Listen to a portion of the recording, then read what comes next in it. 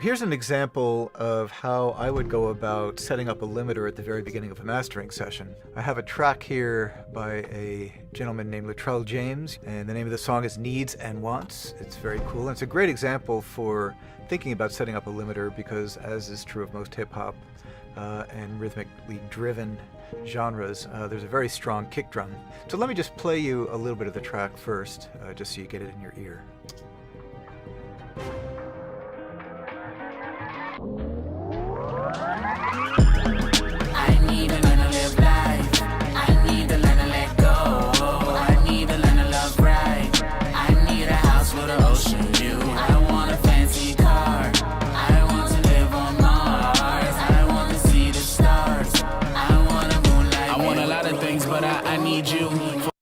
All right, so you get a sense of the components of the track. Obviously, when we go through mastering a track, we want to listen through from beginning to end, more or less, so there's nothing that surprises us in terms of differences in arrangement. But when we're doing that initial level set, the thing to really focus on is the hottest part of the track, because that is the moment where the track or the audio is going to be interacting most with the limiter and with the threshold. Let me give you another perspective here. Here is an example of, I'm going to play that section again. You'll hear the original mix, and then you're going to hear the mix louder, and then you're going to hear the mix mastered, just to give you a little sense of what ultimately might happen with this track.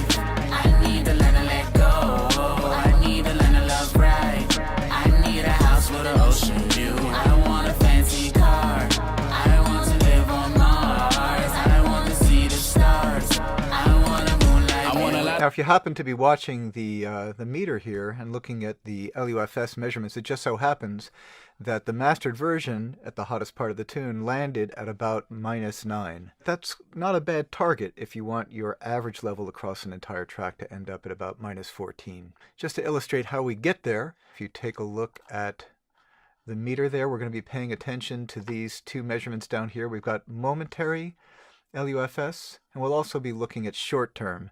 Momentary or short term are pretty close. The momentary measurement is a slightly shorter window than short term, which is 3 seconds, but they'll give you a reading within a dB or two of each other. And as I said, my goal initially is to see a reading that's somewhere in the neighborhood of -9. Let me turn off any of my processing. I need to learn to live life. I need to learn to let go. I need to learn to love right. I need a house with an ocean view. I want a fancy car. I want to live on Mars. I want to see the stars. So you see that the measurement that we end up with is somewhere in the neighborhood of -14 to -16 LUFS. That's just telling me, roughly speaking, that I'm going to need somewhere in the neighborhood of 5 dB of gain in this track. All right, so I'm going to turn on a couple of limiting stages. I've got one here and one here. You can see I've got the vintage limiter getting me some initial gain, about 4 dB there, and then the sum total here is about another 2 dB there, so it's about 6 dB of gain between the two. And now I'm going to play that again, and let's take a look at the meter. I need to learn to live life. I need to learn to let go. I need to learn to love right. I need a house with an ocean view. I want a fancy car. So I'm in the ballpark of where I need to be. Now, this is not to say we're done, and this is not to say this is the final level set, but at least it's given me a sense of how much gain I need, and let's take a look at the limiter. Look here at the gain reduction trace, and you'll get a sense of how much limiting is taking place. I need to learn to live life. I need to learn to let go. I need to learn to love right. I need a house with an ocean view. I want a fancy car. I want to live on my... So So you can see that the limiter is really impacting the kick drum. The question we really want to know is it too much? Is it enough? Is it the right amount? Here's what I think you need to listen for when you're setting up your limiter to help you decide, is the limiter working too hard? And if we determine that the limiter is working too hard, we might need to think about applying EQ, compression, other strategies for tightening up the musical dynamics of the track so the limiter doesn't have to work so hard on the track. So I'm going to play a before and after, with and without the limiter, gain matched for you. And the thing that I want you to listen for, well, there's twofold. First of all, the very bottom of the kick drum, we want this kick really to be solid, clear, and punch through. And if the limiter's working too hard, it's going to defeat that initial punch, and the whole kick drum is going to kind of get wide and flatten out and get kind of broad as opposed to punchy. The other thing I want you to listen for is an increase in energy either in a hi-hat or in the sibilants at the brighter part of the track. And I'll explain why I want you to listen to that in a couple of minutes here. Okay, so I'm going to start with it bypassed. I need to learn to live life. I need to learn to let go. I need to learn to love right. I need a house with an ocean view. I want a fancy car. I want to live on Mars. I want to see the stars. I need to learn to live life. I need to learn to let go. I need to learn to love right. I need a house with an ocean view. I want a fancy car. I want to live on Mars. I want to see the stars. I need to learn to live life. I need to learn to let go. I need to learn to love right. I need a house with an ocean view. I want a fancy car. I want to live. I can hear certainly that the kick drum is a little bit diminished as a result of the limiting. So maybe the limiter is working a little bit too hard. And again, strategically, when I start getting into compression and EQ, I'm going to do some work to try to reduce the effect of that altogether.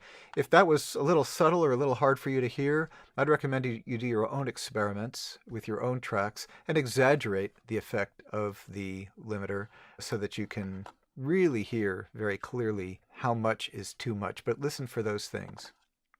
All right, so when we're thinking about setting up a limiter as an assist for getting the level on the meter to where we want it to be, there are a couple of things that we want to be paying attention to.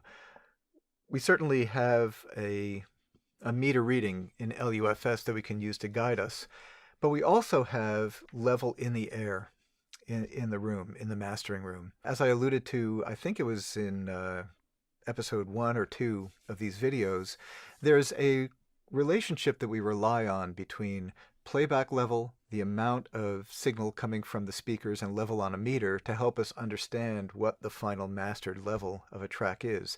So when I come into the studio, if you see this monitor controller here, I always leave it parked at the same value. Now this 70 here doesn't relate to anything except for just where this particular pot is on this monitor controller. But if I leave that at 70, I know that a well-mastered track will have a certain amount of impact and sound pressure level in the air, somewhere in the neighborhood of 85 to 88 dB SPL. I just know this because I've got a lot of repetitions in the room listening to mastered tracks, and you can make the same relationship yourself by taking a whole bunch of your favorite master tracks, playing them, and measuring with a phone app or a dedicated sound pressure level meter, and ballparking a playback level that's about 85 dB SPL. Then every time you come to do the work in the room, if you hit play and you've got less than that, and once you've learned what 85 dB SPL sounds like, you'll get a pretty good idea of whether you've got a little bit less or a lot less than that. You'll have some sense of what you need to do with the track. Does it need to be made louder? Does it need to be made a lot louder? So if I hit spacebar on this mix, I need to learn to live life. I need to learn to let go. I need to learn to love right. I need a house. I know it's going to need to come up. And I can probably guess that it's somewhere in the neighborhood of 5 to 6 dB. And so that just tells me initially, okay, this is something that I'm going to need to strive for in order to get this track to the place where it needs to be. So let's see if we can get a little bit of validation of this idea. I'm going to pull up a meter that's going to show me the value of the signal that I'm working with in LUFS, which is like a smart RMS measurement. And I'll be paying attention to the momentary LUFS and short-term LUFS. Let's go ahead and just play this track. Make sure that we're going to get the mix at the level of the mix. And watch these two values. I need to learn to live life. I need to learn to let go. I need to learn to love right. I need a house with an ocean view. I want a fancy car. I want to live on Mars. I want to see the stars. So we're at about minus 15, minus 16 LUFS at the loudest portion of this track. Obviously, it makes sense to be looking at setting up your limiter initially on the loudest section of a track, because that's where the interaction between the track and the limiter is going to be greatest. They'll be most wound together because you'll be pushing the threshold. So again, I probably need 5 to 6 dB of level. I'm going to turn on a couple of limiting stages. Sometimes having 2 limiting stages sounds better than 1. Just relying on 1 to get you all the level causes the artifact of a limiter to be a little bit more obvious. And the advantage there is you can use a couple of different kinds of limiters. Some limiters have a little bit of RMS compression built into the algorithm. Some are just straight ahead limiters. So I'm going to use the vintage limiter here for a little bit of initial gain, and then the maximizer in IRC2 initially just for a neutral last gain stage or final gain stage. So now let's play that and take a look at the momentary and short-term levels. I need to learn to live life. I need to learn to let go. I need to learn to love right. I need a house with an ocean view. I want a fancy car. I want to live on Mars. I want to see the stars. I want a moonlight. I want a lot. Definitely sounds louder, right? And louder is better, maybe, but it certainly sounds louder. So the question is, if you want to become a ninja at mastering, you need to be able to assess not only louder, but is it better? Does the music sound better? Does the master sound better? Because it's pretty easy to make something sound louder, right? You just push level. So I am going to turn on the gain matching selection here, and then we'll do a little bit of an A-B compare between unlimited, the original mix, and a limited version of the mix, and listen for the difference. And here's what I want you to listen for.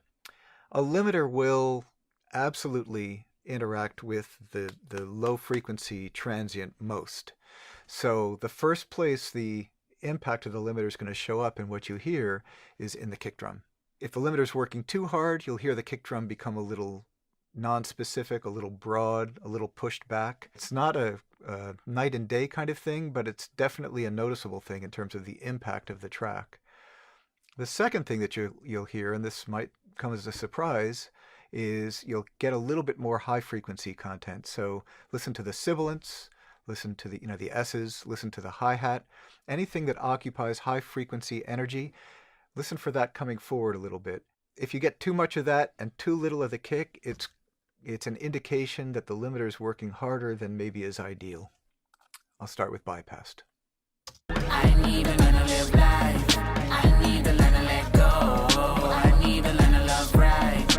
I need a house with an ocean view. I want a fancy car. I want to live on Mars. I want to see the stars. I want a moon. One more time, starting with bypassed, and halfway through I'll switch it on. I need to learn to live life. I need to learn to let go. I need to learn to love right. I need a house with an ocean view. I want a fancy car. I want to live on Mars. I want to see the stars. I want a moonlight. So now I think you get a clearer sense of how the limiter is changing the track. This may be exactly the level that we need to get to, but understanding how the limiter is changing the track, you can start to make some adjustments with the EQ or other signal processing upstream from that to compensate for that or anticipate that. Just to kind of reinforce something that I said earlier also, you'll notice that the limiter here is the last thing in the chain. Anything that I put in the mastering chain that might influence the sound ultimately, I'm going to put earlier before the limiter. The limiter is the safety. It's the thing that's going to prevent distortion and help you with the final level set. But it is kind of the first thing to spend some time setting up and adjusting, and then that'll inform some of the work.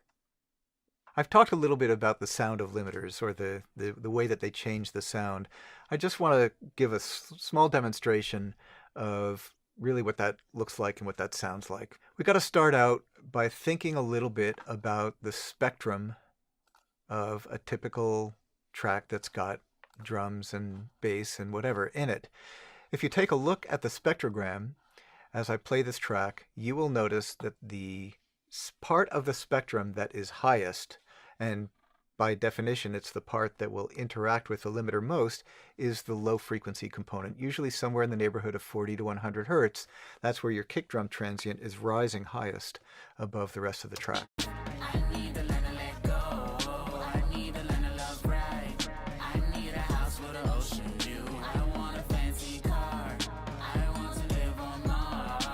It stands to reason that that's where you're going to be driving the limiter hardest. So let me pull up a 100 hertz sine tone. And if you take a look at the spectrogram, all you see is 100 hertz, right? So let's pretend that that's your kick drum and that that's interacting with your limiter. This particular sine tone is set at minus 14 dBFS, and I've got the threshold of my limiter set to minus 13.9 dBFS. That is to say, there's no limiting. We're 1/10 of a dB away from exciting the limiter. Now watch what happens as I turn the threshold down so that we're just 1/10 of a dB into the limiter.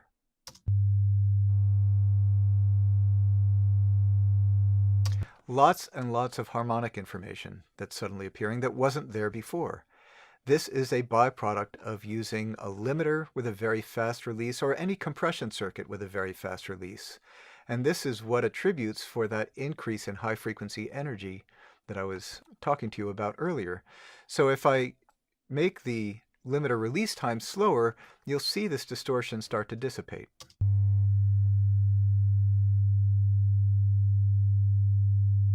Just a few harmonics left, but that limiter setting might be very slow, maybe too slow for this particular track. At any rate, this is just a way of helping you understand where this phenomenon comes from, and maybe a little bit about how to manage it. If you find yourself needing to use a limiter with a very fast release because it maintains the sense of energy and rhythm and bounce in a track, go for it. But listen to what happens, especially in the top end. You may in fact need to pull out a little bit of top end from the track if you're getting more than what is ideal. So one of the things you'll hear people talking about quite frequently is use your ears, not your eyes. You'll even hear some people say that they don't pay attention to meters. While I understand the thought behind that, which is that you do want to lead with your ears, and in fact, in my experience, I've certainly discovered that sometimes the visual feedback that you're presented on a computer doesn't always absolutely map to the actual thing that's happening. I think visualizations, especially accurate visualizations that give you a clear sense of what's going on, are a way of helping confirm what it is that you're hearing. If you hear a noise, you look for it in the waveform, right? To confirm that the noise is actually in the waveform and not coming through the window from outside. Or if you're just trying to begin to understand what 85 dB SPL coming from your speakers sounds like and how that translates to what you're seeing in the meter in the box, that meter display, that visual display, is really, really helpful and really important. And I'll even take it one step further. We're all fallible. Anybody who comes in and says, well, I just kind of know what I know and I never make mistakes. Well, anyway, need I say more about that?